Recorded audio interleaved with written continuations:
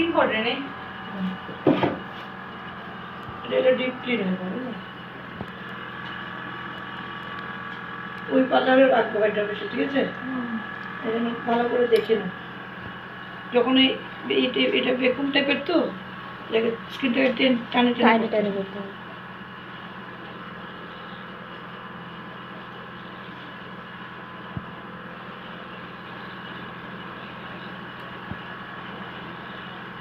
যাদের রিঙ্কেল পড়ে না চোখে নিচে তাদের জন্য সবথেকে বেস্ট এটা একটু একটু এই জলে বেশি ভালো রেজাল্টটা ভালো আসে ভালো স্কিনে অত ভালো আসে বোঝা যাবে না যত ড্রাফ স্কিন হবে তত ভালো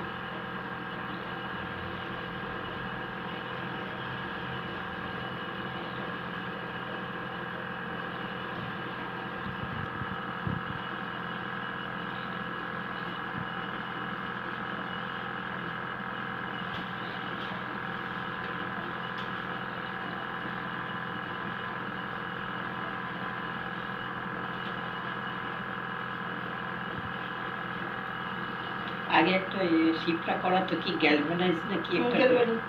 ওটা দিয়ে দুটো আছে এটাও আছে হাইড্রোফেশিয়ালটা কি হয় ওই যে অনেক দিন ধরে কিছু করোনি তো একদম